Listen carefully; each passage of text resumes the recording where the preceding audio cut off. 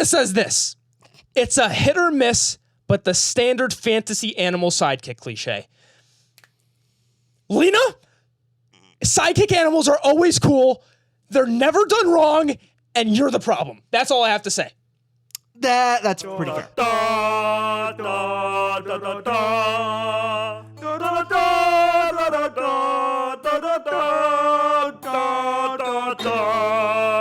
Welcome back, everybody, to another Tutor Ramble episode. I'm one of your hosts, Austin. And I'm your other host, Richard. Today, we are talking about cliches, the worst cliches. And Rich, not just our least favorite cliches, which we'll get to, but Rich, these are cliches that were submitted by them. The peons? The audience. Ugh. Terrible. They participated because we...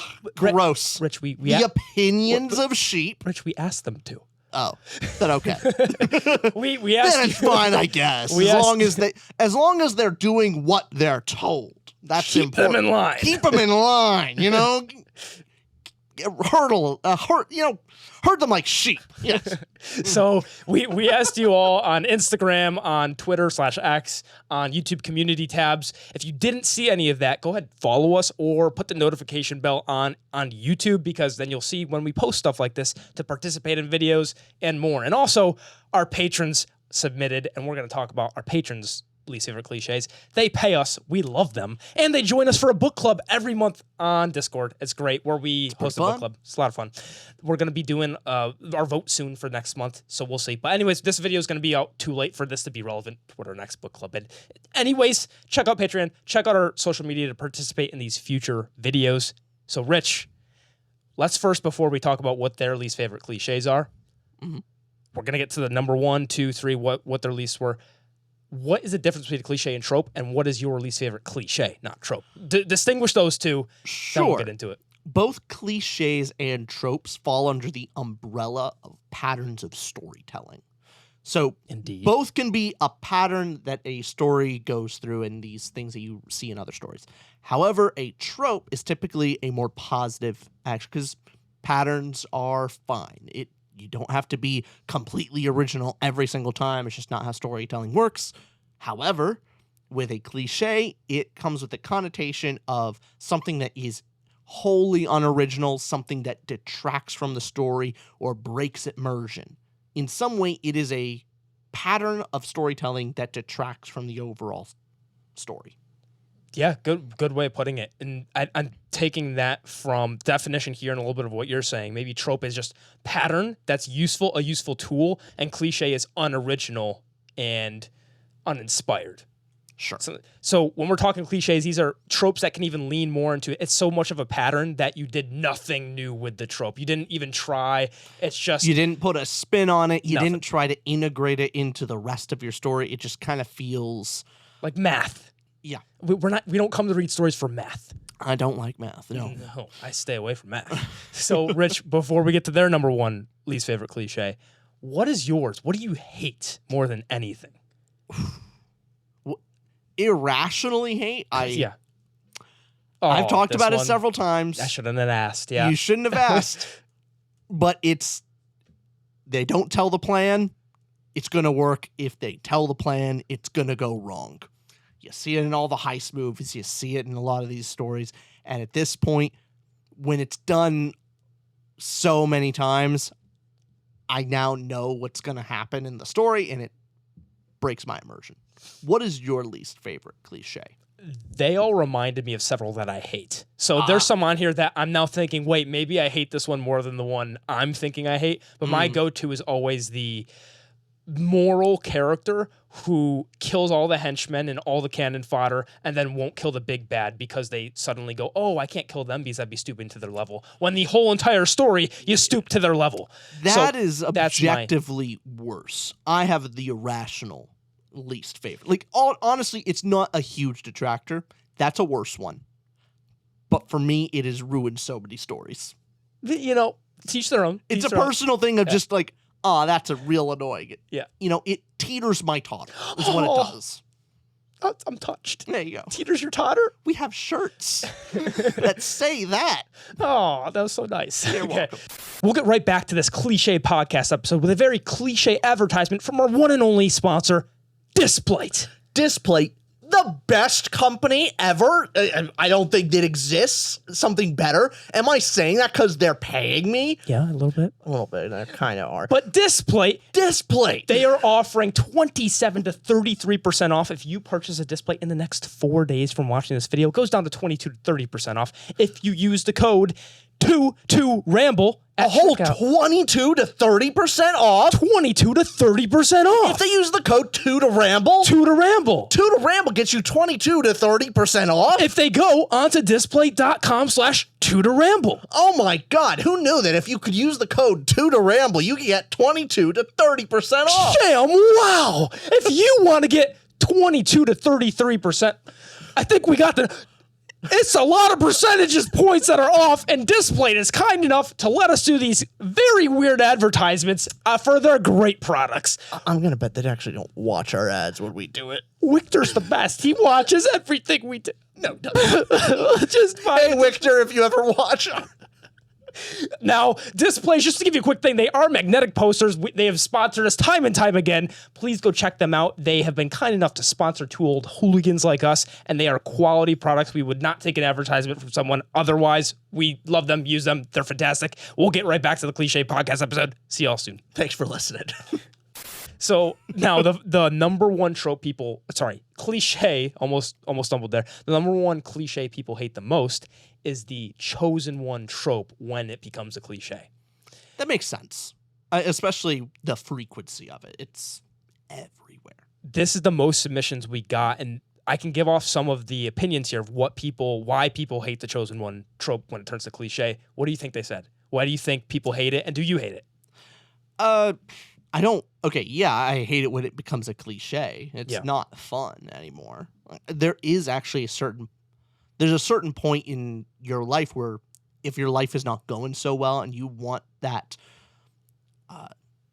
self-insert character, you want to, if your life itself is chaos and you don't feel like the main character in your own life, it's sometimes cathartic, or it just is an escape into a world where the main character is simple and is special in some way, and that the world does revolve around them. It's kind of gives into that fantasy. We actually had a whole episode on the chosen one trope where we talked about just that. Yeah. So I get it. You're getting at the good point, yeah. But when it becomes a cliche is when the main character starts to outshine every other character there, to the point where why is any other character there? You start breaking of why is the whole world revolving around them, and then the loss of stakes. One opinion here from Jeremy Zoll. He said, the chosen one is easily my least favorite cliche. To me, the idea of a character's entire fate and all their accomplishments robs them of any agency or ingenuity. Better to have them carving their own path forward, forging their own destiny. So Jeremy's opinion here it's not even that it diminishes the other characters, but it diminishes their own could-be character growth. That's certainly true. However, what he's touching on is the idea of the main character, the chosen one. Because they're the chosen one, they have certain privileges to the story. They have a destiny, a certain special power, or they have some kind of influence. But what doesn't come with it when it becomes a cliche is when it doesn't really have the responsibility or the burden of that coming in. So being the chosen one is not just all fun games. There should be a great burden. You are the chosen one, so what's the cost? When it becomes cliche, there is no cost. It's just, when it kind of goes into that wish fulfillment category. Yeah. And we have another opinion here from, again, I categorized several different submissions into this chosen one category because some people said specifically the orphan chosen one is what they hate. So this was by Alex submitted saying the one he hates is the orphan chosen one because he's seen it so many times where the chosen one's backstory, of course, they're an orphan. Yeah. And a little bit to touch on that, a lot of protagonists to instantly create bad situations, or if you're talking YA, if you're talking a character that is below the age of even 21, it's typically easier for the author to have the parents either not involved or absent so that the character can go on their growth and their journey. Because yeah, otherwise... It's an important relationship dynamic to write about, and it's difficult to do because then you have to write that character with there is a history in conversation that you have to then develop, but you're starting at with a bunch of history in the past rather than you have an orphan character that goes on their new journey and they meet a new person for the first time, and then you could just start right there and develop a relationship with them. And I think that's easier than trying to show authenticity in a relationship right from the get-go is kind of hard. That's true. And on top of that, the fact that if you have parents involved, it's a little harder to get away with your character going on their character journey.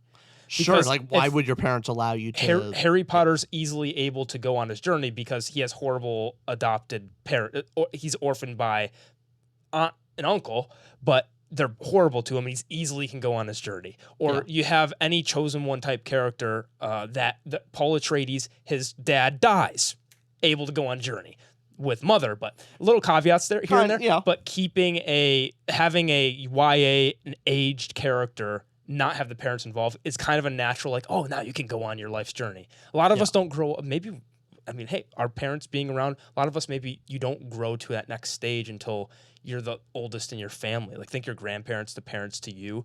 Are you ever that? It puts you in a sense of responsibility that other people your age, or it ages you. Well, it's hard to have an adventure. It is difficult to have an adventure when you are not the most responsible one for your ultimate. If you're not the ultimate responsible one for yourself. Good way to put it. You're putting yourself in a playpen if you're not the sole person responsible for your own person. Mm-hmm.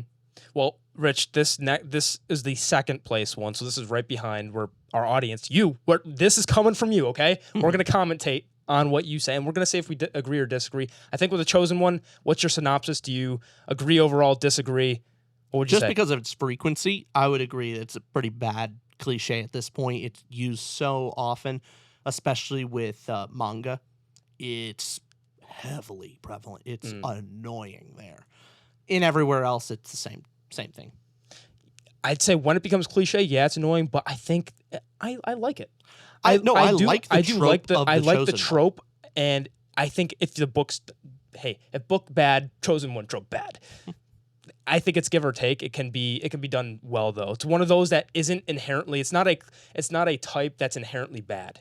Ultimately, I think the chosen one comes with a heavy burden. You can do a lot of interesting things with that. That's the key thing. If the story doesn't deal with the burden of being ultimately the one responsible to save the world, then I think it's kind of boring. Our patron Mora said that where she really does love it is in Avatar: The Last Airbender. Yeah, well, in that frequently it deals with exactly that.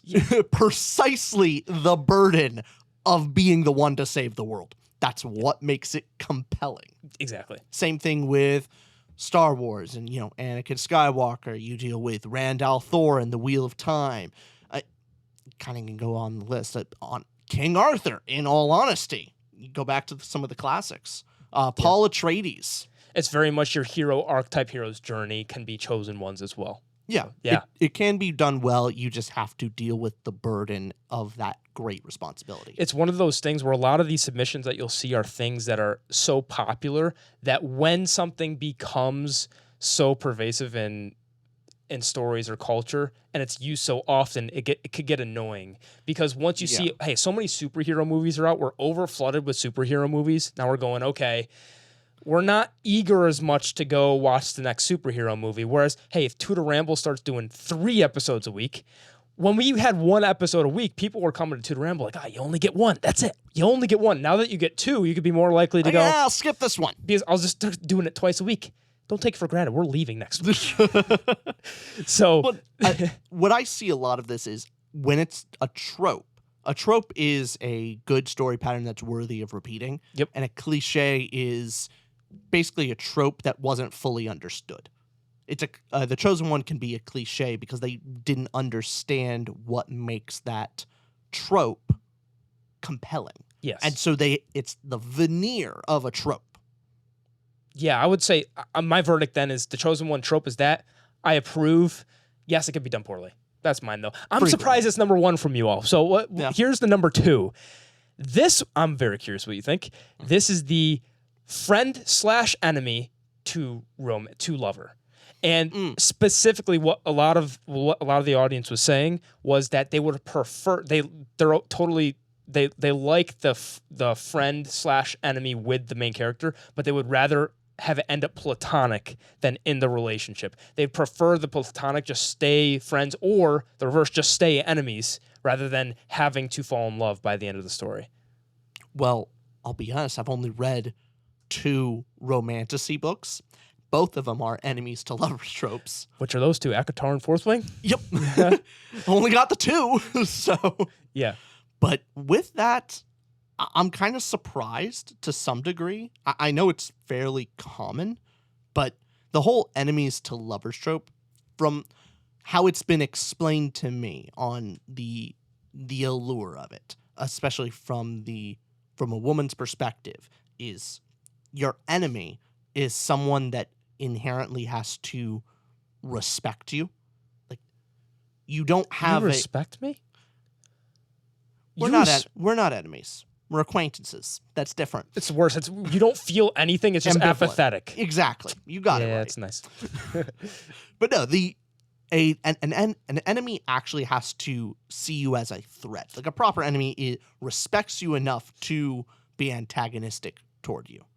Versus a friend could just kind of be a lukewarm friend where they don't really trust you, but they want what's best for you, and it's kind of soft where there's not a guaranteed amount of respect.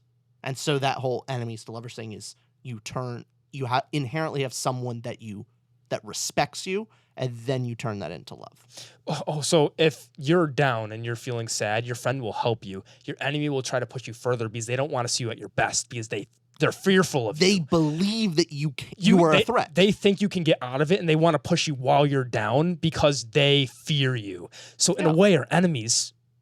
They believe in you more. They believe in us. Our friends think that we need them. Yeah. The audacity to think I need you. Well, man, we could get into a whole snippet about this. But I can understand with just the frequency of it, especially done poorly, of like, you guys wanted to like kill each other, and now you're just want to shaft each other. It's like, it's something. I understand the polar dynamics. It's fun, but like, it seems very frequent. So some of the opinions here. So Gecko from our Patreon, shout out Gecko, said it's more common in YA, but characters having to be in relationships by the end of the series. Let people, especially teens, be single for fuck's sake. So just emphasizing on those teenage relationships where you don't, at least books that we've read, a lot of the enemies, friends to lovers in adult books or adult fantasy, since the protagonists are older and could be in relationships, or that's not the focal point, a lot of the enemies, friends, lovers you'll see as for teens. Yeah. So teenage relationships, because it's a big part of experience of growing up is romance. Some would say it's almost an essential part of growing up, is dealing with, at the very least, dealing with those feelings. So I'm not surprised it's a part of almost every, young adult novel. And it's tough, too, because there are real bad examples of friends and enemies to lovers. Real bad ones out there. Sure. Some of the romantasy, I don't know. There's some bad examples where... I may have 2 whole examples to pull from. But I don't want to take away from I guess if the friend-to-enemy trope, talking as a trope, it's... Those are 2 things. Mm-hmm. Which do you think is worse? Enemies or friends, yeah. Friend to lover or enemy to lover? So 2 things. One, I think friend to lover might be because there's just less juice, and it feels more, there's less conflict involved. At least the enemy to lover has conflict and some sort of thing that you could spin off. I could see that trope. You could do something interesting with it. The friend to lover thing can be just more wholesome. Like, especially you just write it down. It's definitely more wholesome. It can be like going, oh, that's nice. It gives you the warm and fuzzies. Versus the enemy to lover is definitely conflict and tension. Spice. Now, of course, that could be done so cliche that it's annoying. So there's plenty of that out there. Yeah. Now, the friend enemy situation to lover, why it's tough is or here's what I was going to say.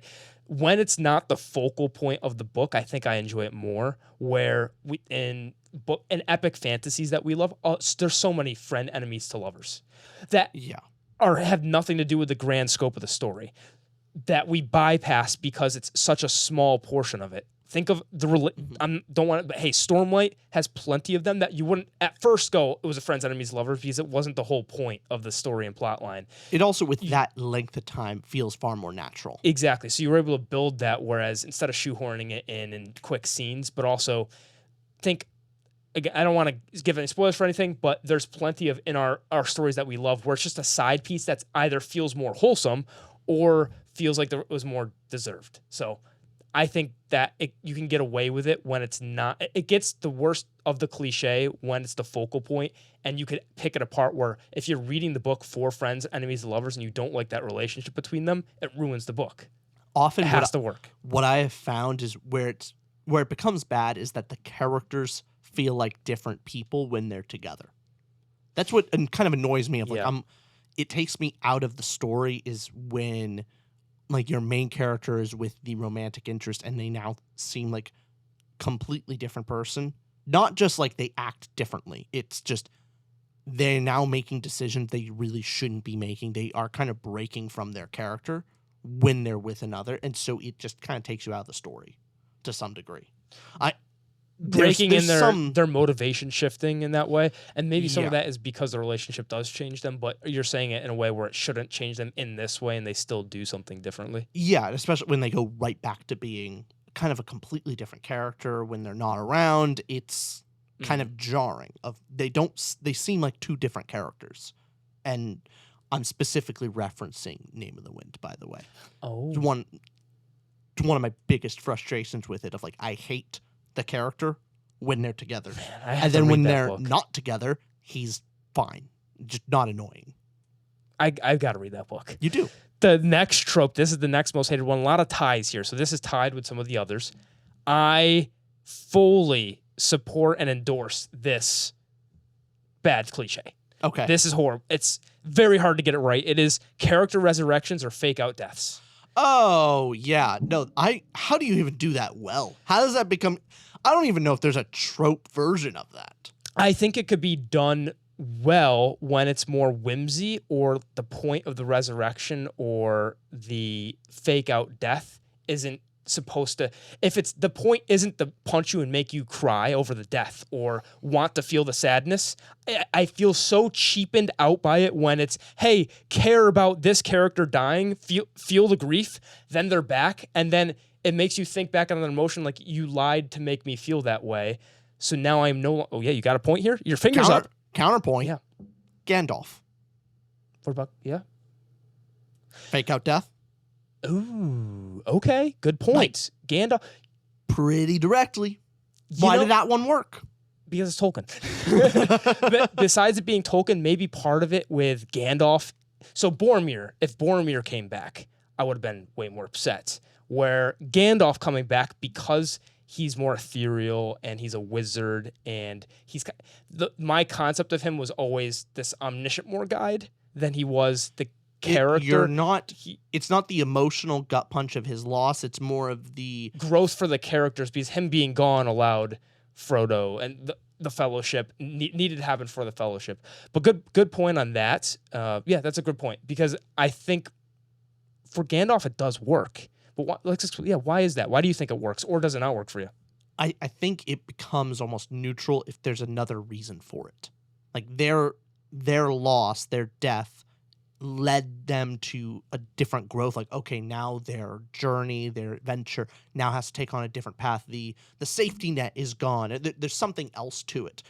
Compare that to just the best friend type deal, and the best friend dies, and it's just there for an emotional gut punch. And it doesn't change their adventure. Like, their goals don't change. The situation, nothing changes other than their death. Yeah. And then they come back. It's like, oh, that was just for the cheap emotional gut punch that you then took away.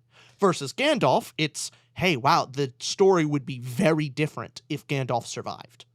And they got to grow on this journey without him. And then the return of Gandalf comes with its own, like, glory moments rather than just on, haha, fooled you, I'm back.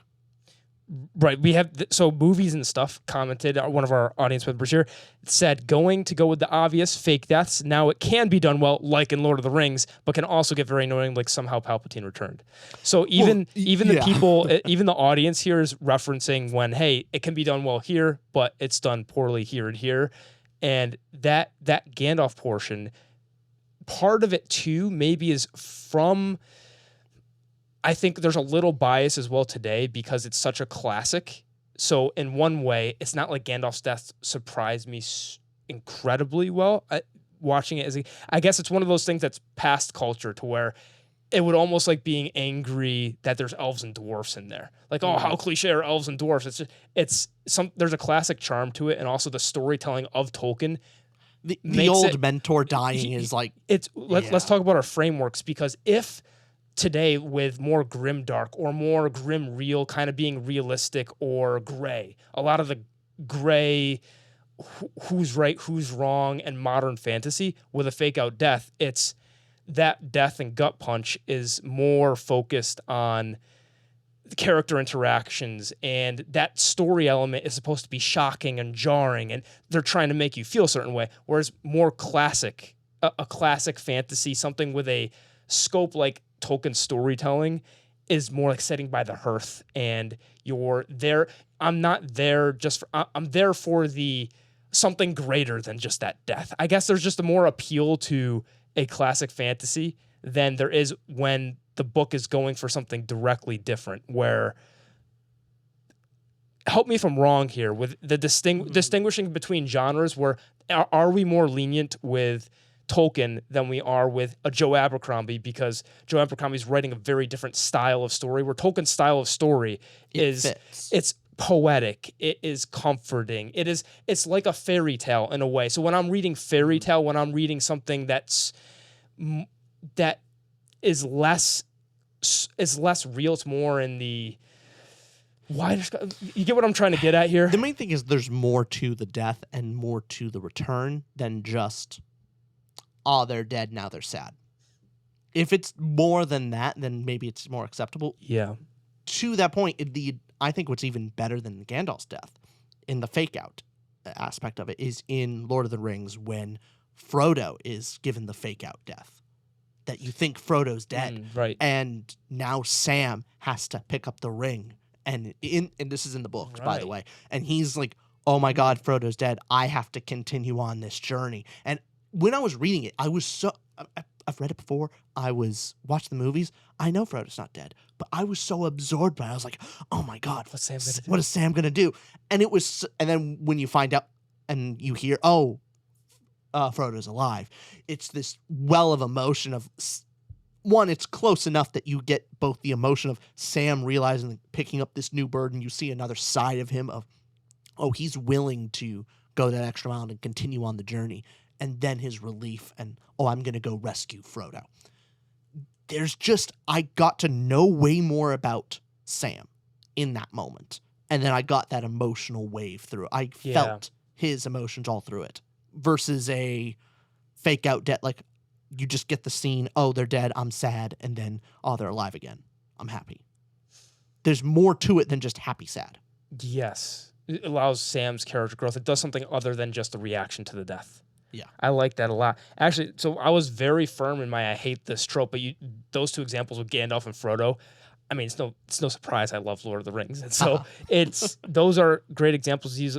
Even my preconceived notion that I hate that, it could still be done amazingly. Yeah. When figuring out why that trope is there. The trope is there for a purpose. And again, when people turn it into a cliche, it's when they miss out why that element is good in storytelling. The element here of what's good about the character, quote unquote, fake out death or resurrection, they're missing out. The purpose shouldn't just be to make you cry and sad, because if that's what it does and nothing else, they're going to come back and you're going to feel cheapened by that previous emotion. And like now, here's even better about it. That's the death aspect. The resurrection, what's juicy and interesting is now when they come back, the relationship's different.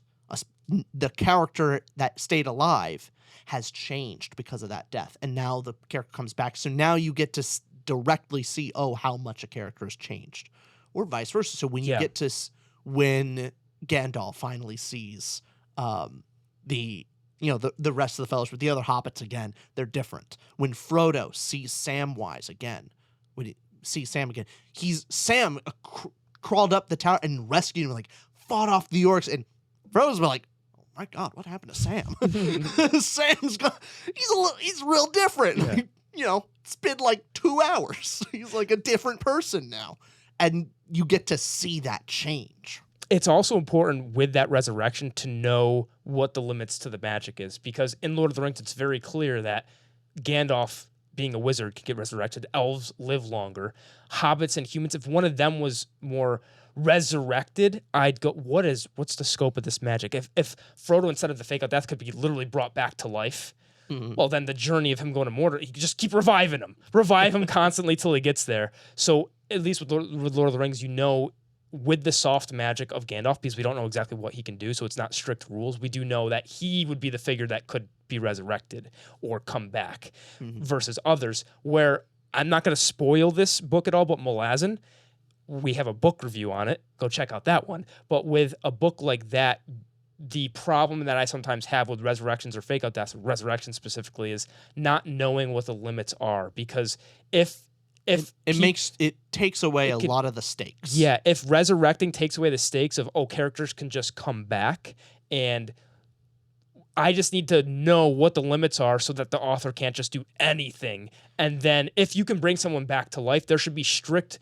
rules, or at least you understand. Or at least consequences. Something there. Yeah, they come back, but they paid a price. There's something to it. Yeah, they're not the same, right? Because if that could happen, then when deaths in the future continue to happen in the book, I'm going to be in the back of my mind going, wait, isn't there the nuclear option? Can't they just do this?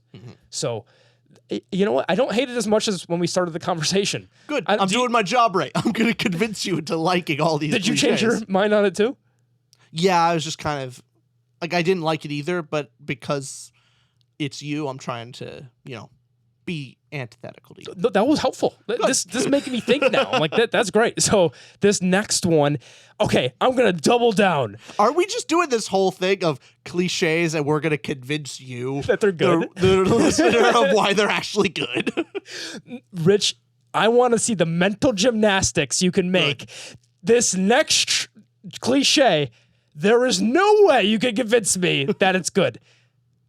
Tune in like a minute when he convinces me, because the submissions they're giving, it's just so compelling. Okay. Here's the cliche. The angsty teen, you're so smart and competent cliche. They're more smart than the adults in the world. And here I'm combining some of these. So this being smart and not shown, being smarter than everyone else and never showing their actual intelligence.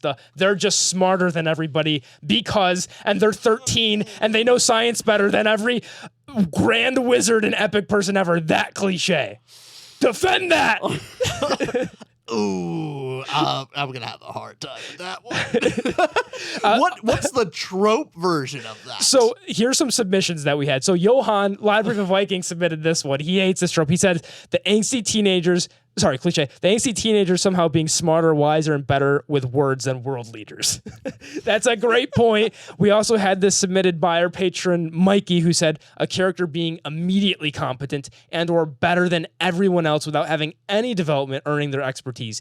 Disregard if the story begins during the middle of character's journey in the world. But all these kind of cliche patterns where really you're smarter with everything, and you're kind of it can link with the chosen one trope sometimes. But what do you think? Is there a way to make that good? Is it always bad? What do you think, Rich? Again, I think it comes down to the cost.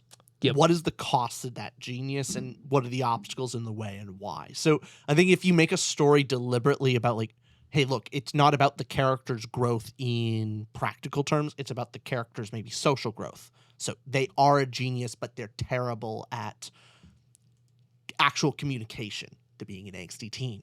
And so it's not their challenge of thinking of the right idea. It's how to convince others. That can be a compelling story of, Yeah, sure. They got all the tools to make things work, but you have to work with other people. That's the challenge. So it's not. So you're focusing on different things. But I get you. I will like, especially if they're just smarter than everyone else and they're also likable, it's like then it's like, okay, what do you got to do? Where's your Sorry, little phone call? But where is your? Who is that? Is that a? that's my internet. Oh, okay. That's not good. You know what? It's fine. I hope my internet's still connected. That'd be good. But that cliche, Rich. Do you want to take a quick pause? Oh no, I'm just muting my phone. We're good. Okay, good. So that cliche with, I have two examples. Mm-hmm. There's lots of examples, but one with the Kenobi show where Leia is a kid and just smarter, more competent, and it's the believability of if a kid's able to do this. Okay, what's the character growth? What's the consequence? What are the stakes? Another more niche example is with the book by Mark Lawrence, the Library trilogy. Yes. What is the title of that book? The book that wouldn't burn. The book burn. that wouldn't burn, yes. Where Laviria, not spoiling this, but Laviria is a smart character. And by her character growth and then, which go ahead, check out that book. We did a review for it. I didn't love the book. One of my complaints is Laviria and her character and that exact kind of cliche of where, again, can be done well if there's something that the intelligence or the genius of this character brings. For example, maybe part of their flaw and their growth they need is to be humbled. Maybe one of their things is be like, hey, they aren't as smart as they thought they were. They're still intelligent. Or maybe it's realizing that it's not their intelligence they need to work on, but it's their social skills they need to work on. Or it's not their whatever that might be. Something that's give you a real heart-wrenching example of movie-wise is Guardians of the Galaxy 3. I haven't seen that film. Oh my god, you haven't? No. Didn't we all watch together? I wasn't there. You didn't invite me. That tracks. No, you did. I didn't show up. No. Well, no, so Rocket Raccoon. Yeah. Genius, but it's heart-wrenching. Okay. Heart-wrenching of it. Actually being punished for their genius deliberately. Interesting. And having to, it's both their greatest asset and what makes them special, but also what causes them the most grief and pain. So both sides. I'm glad it's done well there because these. Yeah. Do you agree that the cliche is probably more annoying because in a movie when you see it, it's almost that wish fulfillment for the kid. Of you just know, are they just targeting trying to make the kid look perfect so that they can sell toys? I don't know. I get a little bit in my head is when you see that in a cliche film, it's like, all right, they're just doing the thing. Yeah, I guess you're right. It also is the annoying part of it is when they're apparently a genius and yet you don't really see them. Exactly. Like why? It just seems like the answers come to them rather than them working it out. Yeah. Which I would much rather see a very smart character work it out rather than like their thought process and like the creativity aspect of it rather than just like, oh, I already know. And then we don't get to see how they know. It's fun to see them. It's the great part about a mystery novel is when like the detective will like deliberately focus on something and go, and then move along and you go, what did they see? They clearly caught something and then it adds you into it. So that's fun. So like for Kenobi, if Leia was showing moments of her intelligence but not fully explain the answer, you know what I mean? Of like, oh, she's paying attention to this and she's picking up on that. And then we see how it all comes together. It'd be like, that's cathartic. It's fun to see that. Definitely. Yeah, it's one of those cases where I think all these cliches can technically be done well. Yeah. It's just where do we more often than not see it in a poor light? And I think for this one, definitely. It's one of those that is becoming more and more annoying over time. Yeah, I agree with you. And I Smart think we're people are just annoying. Yeah. Ugh. Rock, hit, bad. Yeah. This next cliche, another one I really dislike. Okay. Miscommunication.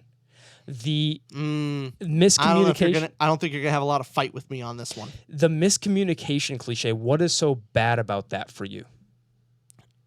I'm trying to think of a way when it's done well, and actually I do. Wheel of Time.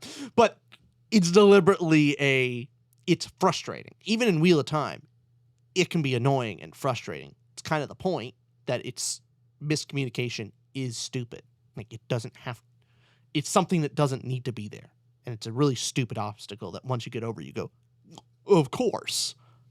But yeah, the miscommunication is frustrating because there's a simple fix to it that you see as the reader that almost feels forced to keep the plot plotting. well, now there's the key is why is there miscommunication? Is the miscommunication there simply like the characters are acting odd for themselves and it's just for the plot's sake? Or are they miscommunicating because it's a character flaw of they don't communicate well, of they're too arrogant or they are too inside their own head. They're not willing to Real-time stubborn.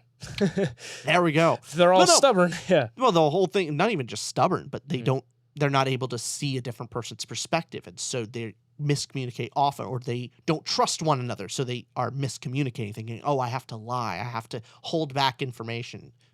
If there's a reason for it, then okay. Fry from our Patreon says, miscommunication and all of its consequences. It can be done right, like in Mistborn, for example, but usually it's just an amateur and frustrating way to steer the plot in a specific direction. So exactly what we're getting at here, where if it's just there for the plot to keep plotting, feels wrong. But if it's tied to the character, if it's part of their flaw, their motivation, you can work it in. Yeah. You'd be like, hey, this is something they actually have to get over, and it's something they succeed by the end of the novel, rather than, why don't you just tell Rich what you actually think, that you don't want to do this podcast anymore? Why don't you just end it? Why don't you just do it? But, you're afraid. I get it. One day, I'll get over that flaw, and you just won't see another episode. One day, you'll get the actual courage to quit. So that is going to be a very annoying cliche, miscommunication.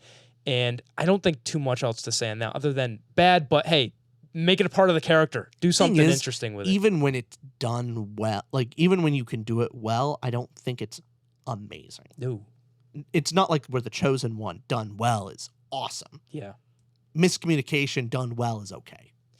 I think there's a caveat too with a lot of these tropes, a lot of these cliches, you can almost get away with making them better if it's more whimsy, it's more absurd. Discworld stuff. So when you have a Discworld type world and there's miscommunication there between characters, or if there's the back and forth again is almost in a parody of the trope, or great way to parody a trope is to make it a cliche. A cliche in many ways is a cheap parody of a trope. Mm-hmm. When it's clearly a parody, and when you're almost making it that cliche not a cliche because you're doing something new and inventive with it to make it fun. So I think these kind of the miscommunication can maybe be done in a lot of humorful books and movies. Think of My Cousin Vinny is a great example where the communication between characters, it's the whole fun of the dialogue is they're saying things to the other character and they think they're talking about something different. Yeah. And so you're sitting there going, how funny is that one person's thinking this, the other's thinking that, and they're communicating but actually not meaning the same thing, creates humor. So when miscommunication is used for a bit, for humor, for something between the characters, I love that. That's fun. I mean, My Cousin Vinny is just full of that. Oh, no, it's a genius film. It's an amazing film. It's an objectively perfect film. We agree. Yeah, look at that. We should do a review on it. So, hey, did I defend miscommunication a little bit there? Actually, you did. I did a little bit for. Okay, I did my job. All right. I saw you being too negative and had to flip it. So, this next one here is this is another frustrating one. You guys did a good job. So, magic to easily solve problems. The magic solution the quick solve. Oh, we learned this brand new spell that solves all the issues again. Exactly. Murdy said this. Murdy from our Patreon said, someone getting their hand cut off and magically repairing for no reason. So she's referencing a specific book that we talked about in our book club. Don't want to spoil it, but there is that happens in one of the books and it comes back. And also we can talk about Luke Skywalker. Sure. Murdy used Luke Skywalker as another example. So that's one. We had Fire CY from our Patreon said, it's kind of niche, but the one I absolutely cannot stand is the main character becomes a god/deity, and at the end of the book magically resolves all the problems. It's a specific type of Deus Ex Machina that annoys Fire CY.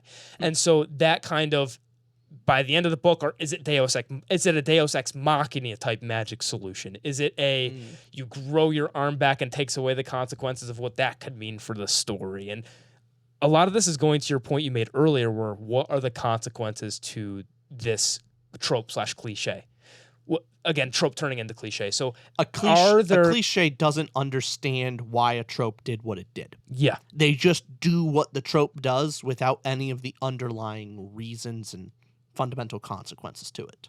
Exactly. Because then when magic solves problems done well, it's when you one of Brandon Sanderson's law in magic is the ability for the reader to enjoy the said magic is directly correlated to how well they understand said magic. Is their enjoyment is directly to how much they understand it when magic solves problems. I kind of butchered that, but that's his point with it, where, hey, if I understand how the magic works and you set up for me that the arm growing back thing isn't just a thing like that, but your arm, that you set up from the get-go that their arm grows back when this situation and under these circumstances, and they're able to do this in a unique way.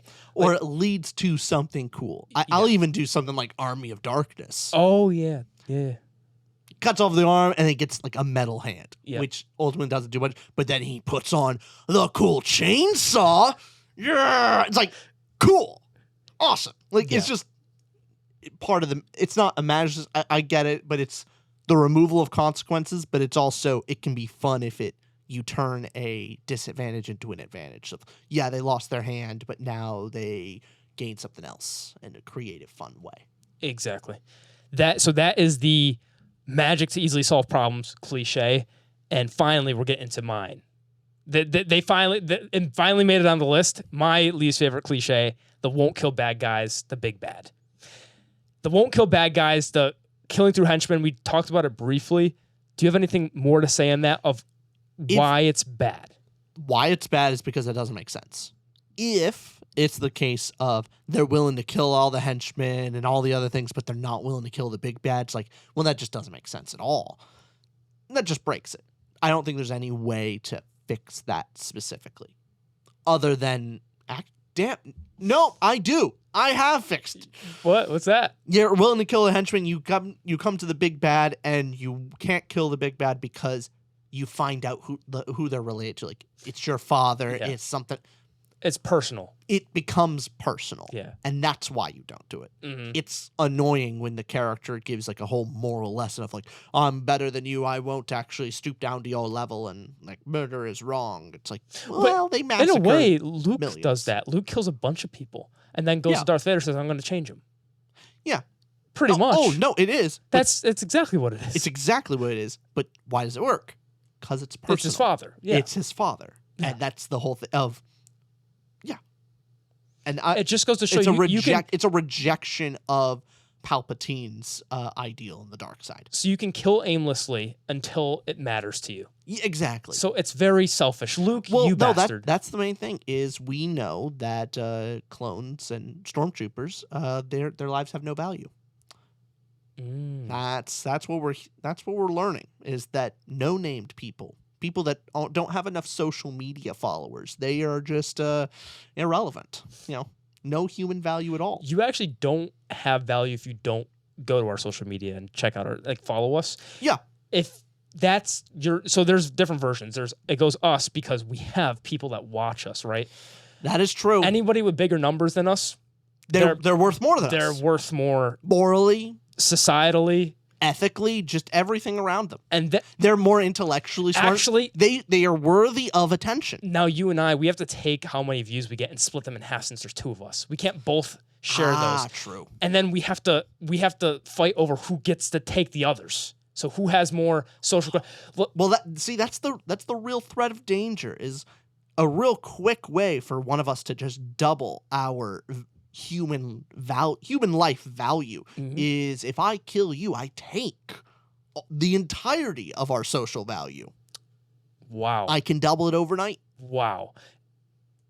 But then I don't have someone to like do the work of the channel for me, and so ultimately it's a short-term strategy. Short-term gain though. Short-term gain though. Yeah. So with the won't kill you, so you'd be willing to kill me as a henchman is the point. Yeah, well, you are a henchman, but you're a very helpful henchman. I'm the mini boss that helps the big bad. That you walk into the room at the end where it's like, okay, bad guy, and then the secretary that's always been helping the bad guy. Yeah. Secretary gets their brains blown out, then deal with the bad guy. But I make it to the end. I make it to the very end, then get killed. On page like as soon as you 500. serve your role, yeah. Your role, yeah. Okay, I'm with that. So this one also frustrates me, and it happens in one of my favorite series. I'll admit, protagonist plot armor. Yeah. Protagonist plot armor. You see it everywhere. Plot armor thoughts.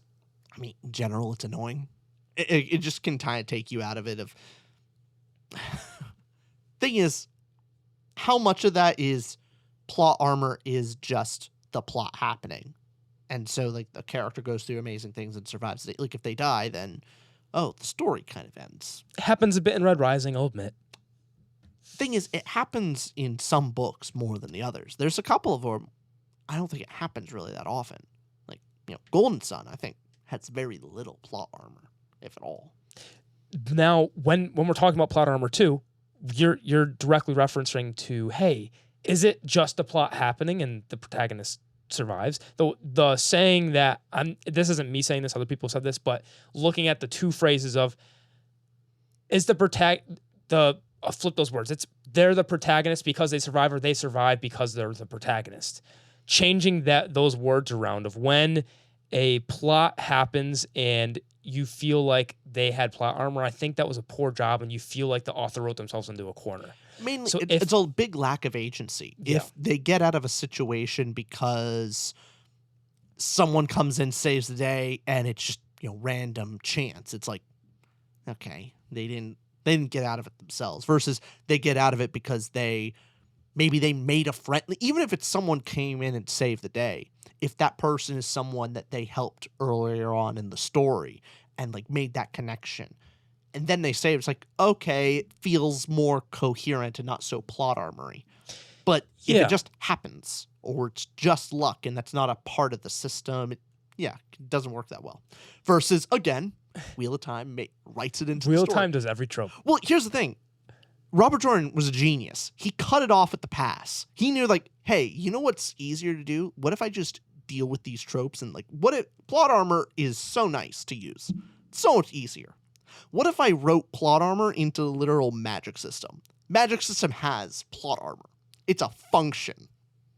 And then, like, goes with that. Like, you go, oh, yeah, wow. This character's like, man, I have plot armor. And everyone's like, yeah, that's the magic system. You know what else was that? Dungeon Crawler Carl. Yeah. Dungeon Crawler Carl has built-in plot armor. So again, when it's built in and it makes sense for the story, great.